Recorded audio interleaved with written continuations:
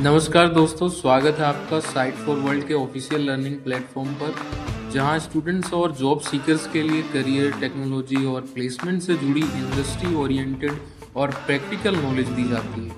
अगर आप अपनी स्किल्स को नेक्स्ट लेवल तक ले जाना चाहते हैं, तो आप बिल्कुल सही जगह पर आए हो। चलिए शुरू करते हैं आज का इम्पोर्टेंट सेशन। नमस्ते।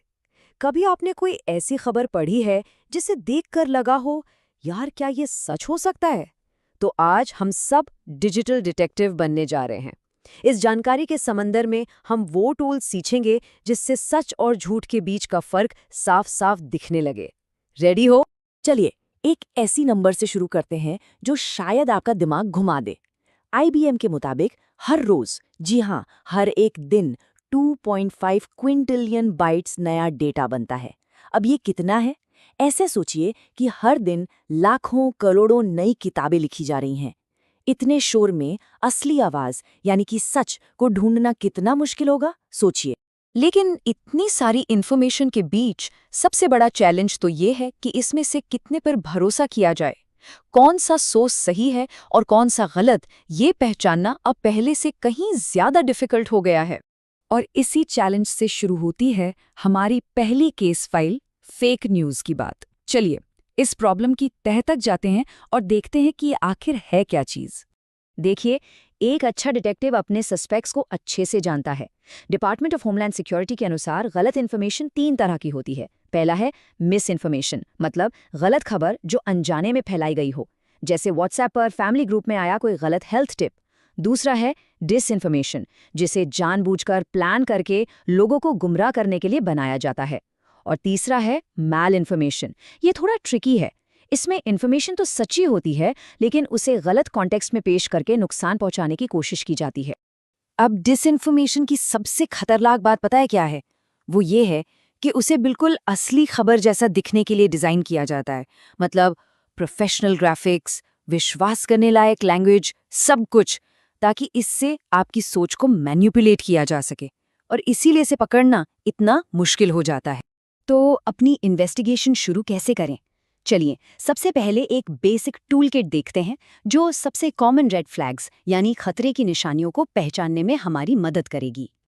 ओके, ये है आपका फर्स्ट लेवल चेक। 4 सिंपल चीजें हैं जो आप उसी पेज पर रहकर कर सकते हैं। नंबर 1, यूआरएल को ध्यान से देखो, क्या वो किसी असली सोर्स की नकल करने की कोशिश कर रहा है। नंबर 2, ऑथर कौन है, उसका नाम सर्च करके देखो। अक्सर झूठी खबरों में ऑथर का नाम ही नहीं होता।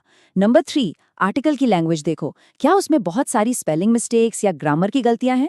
और नंबर 4, फटाफट चेक करो कि क्या दूसरे जाने माने न्यूज सोर्सेज भी यही खबर दे रहे हैं। ये आपके पहले सुराग हैं। ठीक है, अब जब हमने बेसिक समझ लिए हैं, तो चलिए एक ऐसी टेक्निक की तरफ बढ़ते हैं जिसे प्रोफेशनल फैक्ट चेकर्स यूज करते हैं। ये एक असली पावर मूव है।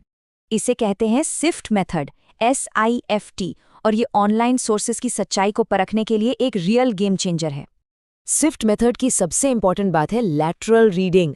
अब ये क्या है? सोचिए, हम आम तौर पर एक ही वेबसाइट पर रहकर उसके अबाउट अस पेज पर विश्वास कर लेते हैं। ये है वर्टिकल रीडिंग। लेकिन लैटरल रीडिंग का मतलब है उस वेबसाइट को छोड़कर नए टैब्स खोलना और ये देखना कि दूसरे ट्रस्टेड सोर्सेज उस वेबसाइट या ऑथर के बारे में क्या कहते हैं। मतलब आप बाहर से सबूत इकट्ठा कर रहे हैं। समझ आया? सिफ्ट का पहला स्टेप, S फॉर स्टॉप। जैसे ही आप किसी अनजान वेबसाइट पर आते हैं, सबसे पहले बस रुकें, 1 सेकंड के लिए पॉज लें और खुद से पूछें, क्या मैं इस सोर्स को जानता हूं? क्या मैं इस पर भरोसा कर सकता हूं? उसके बाद आता है I for investigate the source. अब अपनी लैटरल रीडिंग स्किल का इस्तेमाल करें। नए टैब्स खोलें और पता लगाएं कि उस ऑथर या पब्लिकेशन के बारे में दूसरे लोग क्या कह रहे हैं, उनकी रेप्यूटेशन क्या है। फिर आता है F for find better coverage.